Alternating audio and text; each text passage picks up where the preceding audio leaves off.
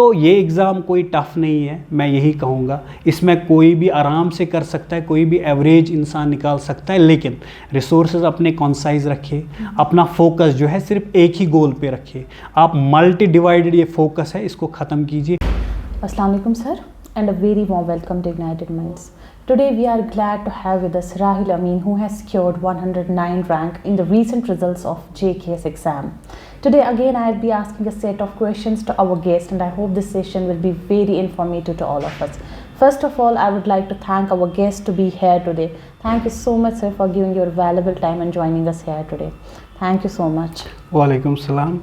It's my pleasure to be here. Thank you, sir. So before we begin, we would like to know more about you. Sir, kindly give us a brief introduction about yourself. My name is Rahil Amin, and I belong to the Kasbah Khul Noorabad village of district Kulgam. I have done my graduation in Electronics and Communication Engineering from Government College of Engineering and Technology, Jammu. And I got graduated in 2020.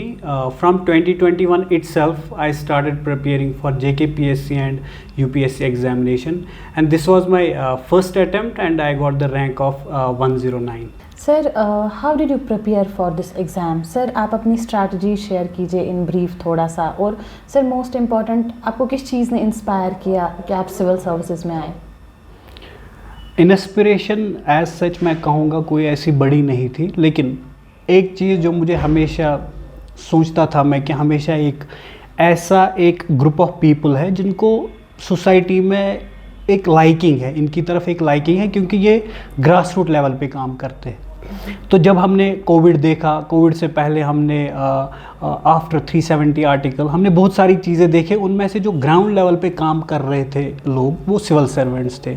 उस चीज़ ने मुझे inspire किया कि मैं 2021 में मैंने एक conscious decision लिया कि ये चीज़ जो है ये शायद मुझ में एक ऐसी क्वालिटी है जो मैं देख रहा हूँ मेरे अराउंड में सिविल सर्वेंट्स में, तो उसने मुझे थोड़ा सा इंस्पायर किया। दूसरा एक चीज़ है कि मेरे ग्रैंड फादर थे, वो भी एक किस्म के जो है वहाँ पे ग्राउंड लेवल पे एक अच्छा काम किया था उन्होंने गांव में, तो एक इंस्पिरेशन रह चुके हैं मेरे लिए कि मैं इस फील्ड में आ सकूं।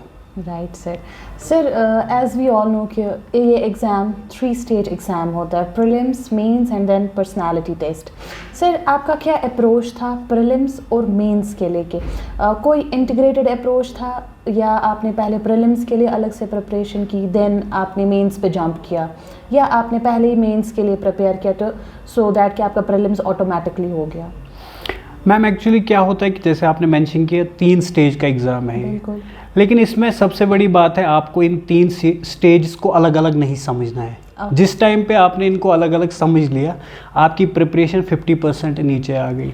इसको होलिस्टिक वे में चलना है, क्योंकि इसमें जब आपका प्रीलिम्स हो गया, लेकिन मेन आपका तो मेंस है जो आपको ऑफिसर बना सकता है, तो आपका सबसे पहले प्रीलिम्स से पहले आपको ऐसे, आपको एथिक्स और अपना ऑप्शन, ये 3 चीज़ें रेडी होनी चाहिए। इन 3 चीज़ों पे अच्छा फोकस होना चाहिए। उसके बाद आप आओगे प्रीलिम्स पे। प्रीलिम्स में आपके वही बेसिक बुक्स है, वही बेसिक रिसोर्सेज है, और सबसे बड़ी बात प्रीलिम्स या मेंस के लिए अपनी रिसोर्सेज M to MR यानी मिनिमम रिसोर्सेज मैक्सिमम रिविजन।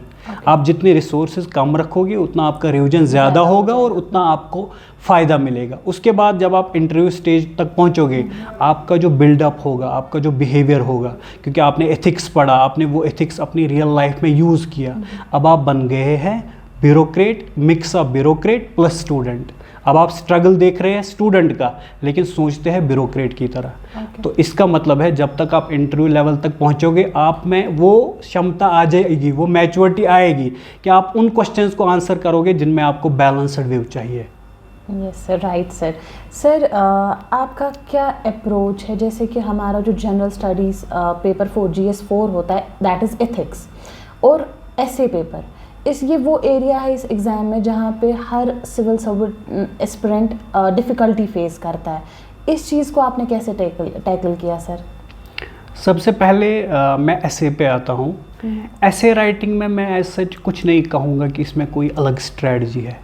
जो आपका बिल्डअप हुआ है, जो आपकी क्रिएटिविटी लेवल है, वो आप सारी ऐसे में यूज़ कीजिए। ऐसे में आप GS1, GS2, GS3 की नॉलेज को इंटीग्रेट कीजिए, उसको फिर अप्लाई कीजिए आप ऐसे में। लेकिन आप ऐसे लिखने का तरीका है, मैं अलग तरीके से लिखूंगा, कोई और एस्पायरेंट अलग तरीके से लिखेगा, लेकिन मार्क्स में डिफरेंस आएगा। मेरे मार्क्स अलग होंगे उनके, लेकिन मैं ये नहीं कहूँगा कि मैंने जिस हिसाब से लिखे वही राइट होगा। तो सबसे बड़ा अप्रोच है, जैसे मैं ऐसे शुरू करता था, मैं एक स्टोरी वे में शुरू करता, एक एनेक्डोट लिखता था पहले, उसके बाद उस एनेक्डोट को लास्ट में एंड करता था। यानी उसको लगना चाहिए, जो वो पढ़ेगा, जो इवैल्यूएटर होगा, उसको लगना चाहिए बंदा जो है ये उस फॉर्मेट में लिख रहा है जैसे हमारे न्यूज़पेपर में एडिटोरियल होते हैं। वो एक कहानी से उनने स्टार्ट किया, उसी कहानी पे उनने ख़त्म किया, बीच में बहुत सारे डायमेंशंस लाए। लेकिन डायमेंशंस सिर्फ पॉलिटिकल, इकोनॉमिक उस वे में नहीं जाना है आपको। यहाँ से ही बोलना नहीं है कि मैं डायमेंशन लिख रहा हूँ, वो दिखना चाहिए एग्जामिनर को। डायमेंशंस जो है ये इन्होंने लिख दिए, लेकिन इन्होंने मेंशन नहीं किए। बिना मेंशन किए पता लगना चाहिए कि आपने वो आपने हर कोई चीज़ डाल दी, लेकिन आपने मेंशन नहीं किया। तो यहाँ पे एक ट्रिकी रहता है इंसान को कि अब आपने यहीं से लिखा पॉलिटिकली दिस वे, नो, ये वे नहीं है ऐसे लिखने का। एक कोहेरेंस होनी चाहिए। एक ऐसे जो पैरा है, इन पैरा में एक किस्म का जो है एक सिंक होना चाहिए। आपको थोड़े वर्ड्स जो है, for example paradoxical situation, technology is a win win situation, double aged sword, ऐसे जो स्टेटमेंट्स हैं ये आपको एसेज में ज़रूरी डालने पड़ेंगे। उसके बाद सेकंड आपका पार्ट है एथिक्स जी। GS4 में हमारी दो चीज़ें होती है। एक तो हमारा जो है एक अलग किस्म का, जिस पे डेफिनेशंस पे पहले फोकस करना है, जो आपकी मेन है, इंटीग्रिटी हो गया, लीडरशिप हो गया, इमोशनल इंटेलिजेंस हो गया। उसके बाद जब आप डेफिनेशंस ख़त्म करोगे, एक केस स्टडीज़ आती है, दूसरे मेन एथिक्स पार्ट हमारा आएगा जिसमें थ्योरीज वगैरह आती है। तो मेरा फोकस जो मेन था, मेरा यही था कि मैं पहले इन डेफिनेशंस को क्लियर करूं, क्योंकि जब आप देखोगे हमें इंटीग्रिटी, कंपैशन, सिंपैथी, हमें लगता है अगर बाहर से देखेंगे सब सेम है, लेकिन सेम नहीं है, अंदर से सब कुछ अलग है। तो सबसे पहले जो एस्पायरेंट्स को मैं कहूँगा कि आप इन टर्म्स को पहले अच्छे से पढ़िए कि ये टर्म्स है क्या, इमोशनल इंटेलिजेंस और IQ में क्या फ़र्क है, EQ और IQ क्यों डिफरेंट है, लीडरशिप क्या होती है। उसके बाद ये जो आप पढ़ रहे हैं ये टर्म्स, इनमें एग्जाम्पल्स ढूंढिए। लेकिन वो एग्जाम्पल्स आप कहाँ से ढूंढेंगे, वो आप निकालेंगे करंट अफेयर से। करंट अफेयर कहाँ से पढ़ोगे, आपके पास करंट मैगजीन होगा या आपके पास द हिंदू होगा। फॉर एग्जाम्पल कोई भी आपकी लीडरशिप की क्वालिटीज़ आएगी। अभी एक रिसेंट इंसिडेंट हुआ था जापान में, जहाँ पे एक वुमेन्स पे थोड़ा सा एक असॉल्ट हुआ था।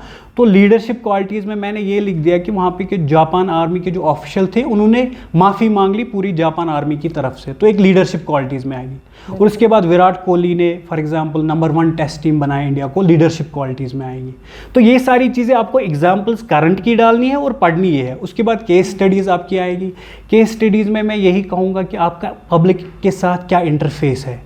यानी फॉर एग्जांपल आपको कोई सर्टिफिकेट बनानी है, आप तहसीलदार ऑफिस गए, उस तहसीलदार ऑफिस में आपका बिहेवियर क्या है, वहाँ से आपका रेस्पॉन्स क्या है, वो चीज़ें आप एज ए तहसीलदार सोचो कि अगर मैं तहसीलदार होता तो मैं ये चीज़ कैसे करता। तो मैंने आपको अभी मेंशन किया, स्टूडेंट होना चाहिए, एस्पायरेंट होना चाहिए, mix of student and bureaucrat. ये देखता है, पढ़ता है स्टूडेंट की तरह, लेकिन सोचता है ब्यूरोक्रेट। तो वो केस स्टडीज़ में बहुत हेल्प करेगा। Right sir. सर हम ऑप्शनल के रिलेटेड बात करते हैं। आपका ऑप्शनल क्या था सर? और हर एक स्टूडेंट कंफ्यूज रहता है कि हमें अपना ऑप्शनल किस तरीके से चूज़ करना चाहिए। आर देयर एनी फैक्टर्स कि जिस बेसिस पे एक स्टूडेंट ऑप्शनल चूज़ कर सकता है? अगर कुछ है तो सर प्लीज़ आप मेंशन कीजिए। जी, मेरा ऑप्शनल जियोग्राफी था। ओके। तो मैं खुद का बोलूँगा, ये मैं नहीं बोल सकता कि ये सबके लिए अप्लाई होगा। मेरे लिए काम कर गया, अब पता नहीं दूसरे के लिए अप्लाई करेगा कि नहीं करेगा। हमारा बैकग्राउंड ये है तो हम वही लेंगे या कुछ और है कि? जी बिल्कुल।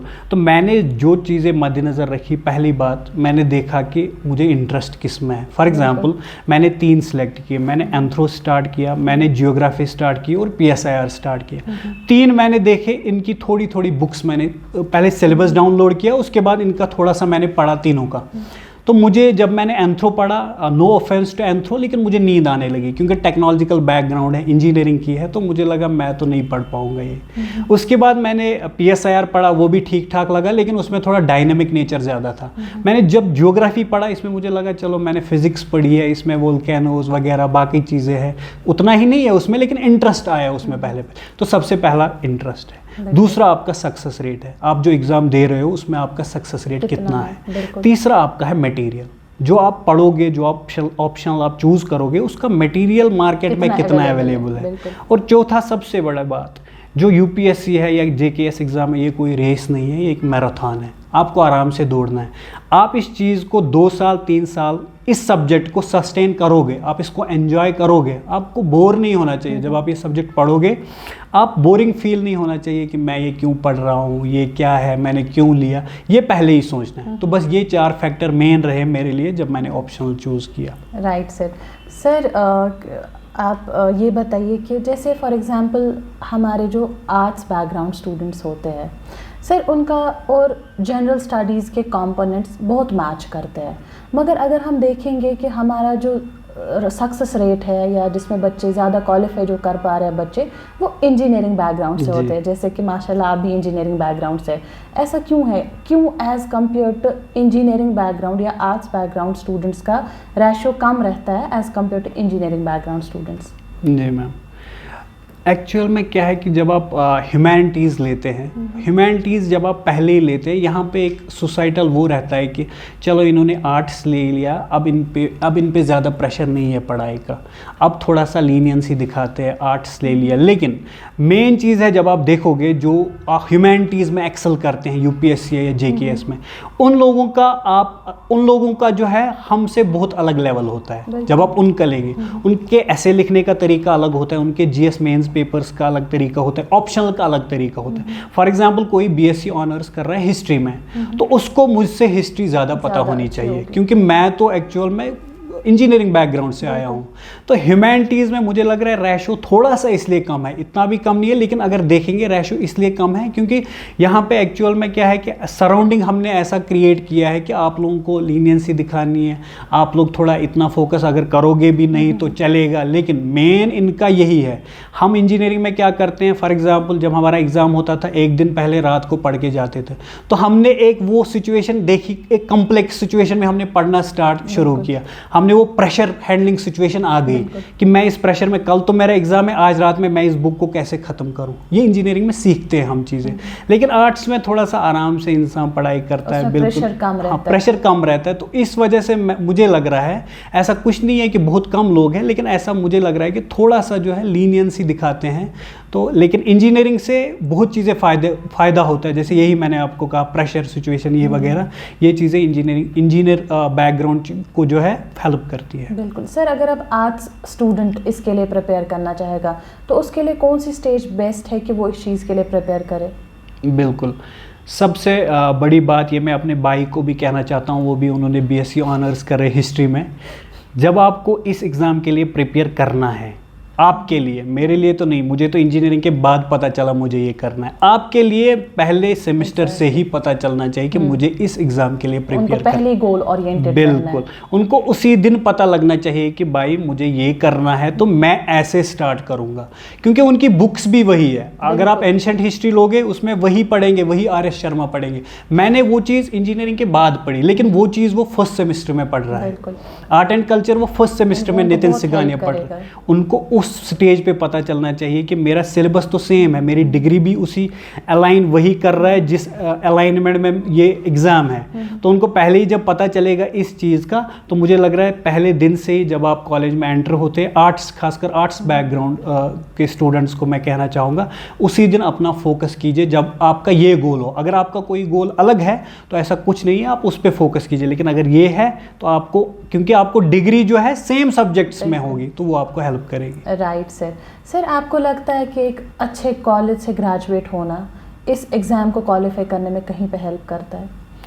जैसे मैंने अभी बोला आपको, ये मुझे लग रहा है थोड़ा सा एक क्लीशे स्टेटमेंट जो है।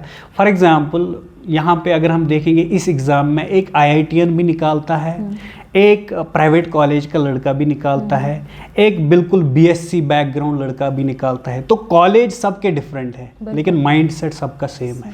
तो मेन जो चीज़ यहाँ पे है वो है क्लैरिटी। आपको इस एग्ज़ाम के लिए कितनी क्लैरिटी है, आपको माइंडसेट आपका कितना स्ट्रांग है, आपका पेशेंस लेवल कितना है, आप कितने घंटे पढ़ पाते हो, आप एक ही जगह पे कितने घंटे आंसर राइटिंग करते हो, वो सारी चीज़ें मिला के वो फैक्टर मेन है, न कि ये। लेकिन ये मैं नहीं कहूँगा कि कॉलेज इंपॉर्टेंट नहीं है। कॉलेज में जो चीज़ें आप सीखते हैं, फॉर एग्जांपल जब आप इंटरव्यू देते हैं वहाँ पे ऐसी क्वेश्चंस आपको पूछेंगे, आपने कॉलेज में ये किया, वो किया, क्यों किया और कैसे किया। तो ये चीज़ें आपको मिस नहीं होंगी, ये चीज़ें आप कॉलेज में ही सीखोगे। जैसे अभी मैं कह रहा था, फॉर एग्जाम्पल इंजीनियरिंग लड़का है, वहाँ उसको पहले डिग्री पर भी फोकस करना चाहिए, क्योंकि जो चीज़ें वो वहाँ पर सीखेगा वो बाद में वो एज ए ब्यूरोक्रेट अप्लाई करेगा ग्राउंड लेवल पे। Right sir. सर आप पर्सनल इंटरव्यू के एक्सपीरियंस शेयर कीजिए हमारे साथ। इंटरव्यू जो है एस्पायरेंट के लिए एक प्रिविलेज होती है, पहले तो इंटरव्यू स्टेज तक पहुंचना। उसके बाद मेरा जो इंटरव्यू रहा बिल्कुल एक चिल माहौल में। वहाँ पे एक्चुअल में जब अंदर एंटर करते हैं तो पहले ग्रीटिंग होती है, तो वहाँ पे थोड़ा सा वो माहौल जो है थोड़ा लाइट करते हैं कि जो एस्पायरेंट वहाँ से आए ये थोड़ा आराम से कूल फील करे, यहाँ पे नर्वस ना हो जाए। तो मैं यही कहूँगा वहाँ पे सबसे ज़्यादा जो है आपकी नॉलेज चेक नहीं करते, क्योंकि वो मेंस में नॉलेज चेक हो गई है। यहाँ पे अब आपकी लेवल चेक करेंगे कि इसमें क्षमता कितनी है चीज़ें लेने की, एडमिनिस्ट्रेटिव एटीट्यूड, वो ब्यूरोक्रेटिक एटीट्यूड इनमें है कि नहीं। तो मेरे लिए मैं कहूँगा, जैसे मुझे एक क्वेश्चन पूछा था कि आप कुलगाम में रहते हैं, कुलगाम में बहुत सारी कम्युनिटीज़ है, वहाँ पे शिया है, सुन्नी है, अहमदिया है, वहाँ पे हिंदूज़ भी है, वहाँ पे कम्युनिस्ट्स भी है, कम्युनिस्ट्स है वहाँ पे। तो ये ऐसा क्यों है, ये आप किसी बुक में नहीं पढ़ोगे। अगर आप ये सोचोगे ये क्वेश्चन कहीं नहीं पढ़ा मैंने, कहीं पे भी आप एक्सपेक्ट करोगे ये क्वेश्चन पूछेंगे, अगर आप कितना भी इंटरव्यू के लिए प्रिपेयर करोगे कहीं पे आपको नहीं मिलेगा ये क्वेश्चन। तो आपको अब यहाँ पे आपका क्या करेगा, आपका बिल्डअप काम करेगा कि मैं अब इस क्वेश्चन को कैसे आंसर करूँ। तो मैंने जो मेरा आंसर था, मैंने बोला सर जहाँ पे जागीरदारी सिस्टम रहा है वहाँ पे कम्युनिज्म की ग्रोथ हुई, हो गया एक क्लियर स्टेटमेंट। दूसरा सर जो कुलगाम है वहाँ पे शेखुल आलम शेख नूरुद्दीन नूरानी की बर्थ प्लेस है, वहाँ पर कोहिमा में। तो उनने हिंदू मुस्लिम यूनिटी के लिए बहुत काम किया है उनकी पोएम्स के थ्रू, क्योंकि वो ऋषि ऑर्डर के फाउंडर रह चुके हैं। तो जब मैंने ऐसे स्टेटमेंट एक दो बोले तो मुझे उनके फेस से लगा कि हाँ मैंने कन्विंस कर दिया। वैसे ही जियोग्राफिकल रीज़न बोल दिया, कुलगाम को रियासी वगैरह से, राजौरी से कनेक्शन है, तो वहाँ से माइग्रेशन हुई पॉपुलेशंस की, तो इसलिए वहाँ पे बहुत जो 2-3 मैंने स्टेटमेंट्स बोले, ये मैंने कहीं पढ़े नहीं थे, लेकिन ये था कि एक आइडिया तीनों चीज़ों का था, अलग अलग जगह पे पढ़े थे लेकिन एक साथ यहाँ पे यूज़ किए। दूसरी चीज़ ऐसे ही, फॉर एग्जांपल जब मैंने अभी बोला, जब मैं एंटर हुआ वहाँ पे उनने पहले मेरा नाम वहीं से बोला, आपका नाम राहिल अमीन है, आप यहाँ से है, अब आप इंट्रो अपना दीजिए। तो वहाँ पे एक प्रेजेंस ऑफ माइंड चेक करते हैं कि मैंने तो यहाँ से ही इसका नाम बोल दिया, अब ये देखते हैं कि अब ये इंट्रोडक्शन के ये याद करके तो नहीं आए, sir my name is this. तो वो चीज़ें अब आपको स्किप करनी है जो क्योंकि ऑलरेडी पता है, वो चीज़ आपको उनको ऑलरेडी पता है। अब मैं वहाँ से आगे चलूँगा, वो वहाँ पे चेक करेंगे कि ये कहीं याद करके तो नहीं आए हैं, इनका दिमाग यहीं पे है कि नहीं। और लास्ट पे, बीच में तो बहुत सारी चीज़ें हुई, लेकिन लास्ट पे एक क्वेश्चन उन्होंने मुझे पूछा कि how is railways important for India, लेकिन बोला कि ये आपका लास्ट क्वेश्चन है, इसके बाद आपका इंटरव्यू ख़त्म। तो मैंने बोला 1 मिनट में आप आंसर करो इसको। तो मैंने 1 मिनट में उस क्वेश्चन को आंसर किया। जब मैंने वो क्वेश्चन ख़त्म किया उसके बाद मैम वहाँ पे साइड में थी, मैम ने बोला अब आप बोलो आप में ऐसी कौन सी क्वालिटीज़ है जो आपको एज एन एडमिनिस्ट्रेटर, हमें लगे कि आप एज एन एडमिनिस्ट्रेटर वो काम करोगे, कौन सी क्वालिटीज़ है आप में। तो दिमाग में वहाँ पे मुझे ये आया कि सर ने पहले मुझे बोला ये आपका लास्ट क्वेश्चन है। तो मैंने पूछा उनसे, ma'am sir has told me already, sir mention that this is going to be your last question, if you want me to answer this then I will answer. कि इनको पता लगे कि बंदा जो है ये इसको प्रेजेंस ऑफ माइंड है, यहीं पे है। तो वो वहाँ पे थोड़ा सा उन्हें स्माइल किया कि उनको लगा कि हाँ इनको पता चल गया कि एक्चुअल में हम थोड़ा सा ये कर रहे हैं। तो यही मैं कहूँगा, तो वहाँ पे उन्होंने नॉलेज नहीं देखी, कुछ नहीं देखा। वहाँ पे इंटरव्यू जो है मेन हमारा ये है कि आपकी प्रेजेंस ऑफ माइंड वहाँ पे है, आपका ब्यूरोक्रेटिक एटीट्यूड होना चाहिए, the way we answer the, और बैलेंस कैसे कर रहे हैं स्टेटमेंट्स को, हम ब्लैक एंड वाइट में डिफर कर रहे हैं कि नहीं, हम ग्रे में जा रहे हैं, ग्रे जोन में जा रहे हैं कि नहीं। यही इंटरव्यू का मेरा एक्सपीरियंस। सर आपको कोई डिफरेंस लग रही है लाइफ बिफोर केएस और लाइफ आफ्टर केएस, लाइक और अगर अब आप माशाल्लाह केपीएस बन गए तो आप क्या चेंज ला सकते हो हमारी सोसाइटी में, क्या कर सकते हैं आप स्टेट के लिए, आप क्या करना चाहते हैं? जी मैम, पहले क्वेश्चन की आपको चेंज जो दिखी इसके बाद, देखिए मैम आज से मुझे लग रहा है इस मंथ से पहले हम भी एक एस्पायरेंट्स ही थे, हम भी एक एस्पायरेंट की तरह स्ट्रगल बिल्कुल सेम थी जो अभी एस्पायरेंट्स की चल रही है, बिल्कुल उसी तरीके से। लेकिन जब थोड़ा इस साइड आ जाते हैं चीज़ों को जो है वो पर्सपेक्टिव थोड़ा सा चेंज हो जाता है, आपकी लाइफ में कुछ चीज़ें ऐड होती है और कुछ चीज़ें कम भी हो जाती है। तो मेन ये है कि जब इस साइड आ जाते हैं फिर इंसान फील करता है कि एक्चुअल में उस साइड में कितनी स्ट्रगल है, कितनी परेशानी है, कितना डिप्रेशन है, कितनी चीज़ें हैं जो इंसान मैनेज करता है, जो इंसान अंदर ही रखता है, कितना पेशेंस है। तो मैं यही कहूँगा कि जो इस लाइन के इस पार आ जाता है उसमें कोई अलग नहीं होता, वो कोई इंटेलिजेंट नहीं होता, उसमें कोई 100 IQ नहीं होता, वो भी एक नॉर्मल बंदा ही होता है। अब ये है कि उसके डॉट्स जो है वो थोड़ा जल्दी कनेक्ट हो गए तो वो इस साइड आ गया। बाकी मेरे साथ ऐसे भी दोस्त हैं मुझसे भी ज़्यादा इंटेलिजेंट, बहुत ज़्यादा, लेकिन वो अभी उस साइड ही है। तो उसके लिए मैं यही कहूँगा कि जब इस साइड आते हैं तो पर्सपेक्टिव चेंज होता है, लेकिन वो स्ट्रगल, वो चीज़ें वो दिमाग में रहती है कि यार मेरा दोस्त है, ये क्यों नहीं हुआ, ये चीज़ें क्यों नहीं है, तो वो थोड़ा सा इस साइड आके पता चलती है। और दूसरा क्वेश्चन आपका मैम, आप एज KS ऑफिसर और KPS ऑफिसर आप क्या चेंज ला सकते हैं सोसाइटी में? सर आप क्या चेंज लाना चाहते हैं स्टेट में, एक सोसाइटी में आपने? जी मैम, मैंने एक्चुअली जब मैं कुलगाम डिस्ट्रिक्ट के बारे में इंटरव्यू में पढ़ रहा था, मैंने सबसे पहले यही सोचा कि कुलगाम में जो है फ़ीमेल लिटरेसी रेशो हमारा बहुत कम है। अगर मैं एज ए कुलगाम किसी भी पोजीशन में, मुझे नहीं पता क्या मिलने वाला है अभी, लेकिन किसी भी पोजीशन में मैं आऊँगा तो मैं उस चीज़ पे थोड़ा सा काम करना चाहूँगा। इन जनरल इन वैली कहीं पे भी, लेकिन कुलगाम क्योंकि वहाँ पे रहता हूँ तो मुझे लग रहा है वो थोड़ी सी एक प्रॉब्लम है।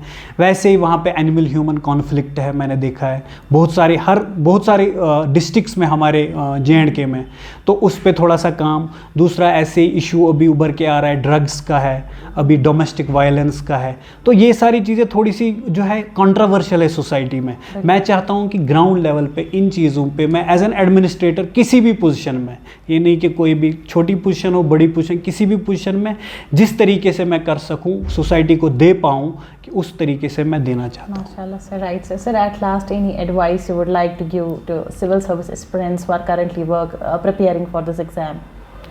मैं यही कहना चाहूँगा कि अभी जो मैंने बात की, आप दो चीज़ें दिमाग में रखें, एक होता है IQ, दूसरा होता है EQ, इंटेलिजेंस कोशेंट और इमोशनल कोशेंट। आप IQ पे मत देखिए, आप अपने EQ पे फोकस करिए। अपना प्रेशर बिल्डअप, आप प्रेशर हैंडलिंग सिचुएशन उनको हैंडल कीजिए और अपने दिमाग को एज ए ब्यूरोक्रेट चलाइए। आप ये मत समझिए आप स्टूडेंट हैं, आप पहले दिन से ही जिस दिन आपने प्रिपरेशन स्टार्ट की उसी दिन एज ए ब्यूरोक्रेट बात करना शुरू कीजिए। अब यहाँ से आपकी ब्यूरोक्रेटिक लाइफ शुरू, लेकिन आपको लाइफ जीनी नहीं है उस हिसाब से कि आप अलग शौक रखेंगे, शौक के हिसाब से नहीं, सिर्फ दिमाग के हिसाब से। तो ये एग्ज़ाम कोई टफ़ नहीं है, मैं यही कहूँगा। इसमें कोई भी आराम से कर सकता है, कोई भी एवरेज इंसान निकाल सकता है, लेकिन रिसोर्सेज अपने कॉन्साइज रखिए, अपना फोकस जो है सिर्फ एक ही गोल पे रखिए। आप मल्टी डिवाइडेड ये फोकस है, इसको ख़त्म कीजिए। और मेन चीज़ है अपनी डायरेक्शन बिल्कुल क्लियर रखें और इंशाल्लाह आप भी इस साइड जल्दी आएंगे। Right, sir. Thank you so much, sir, for being here. Thank you so much for joining us here today. Thank you. Thank you so much, ma'am. Thank you.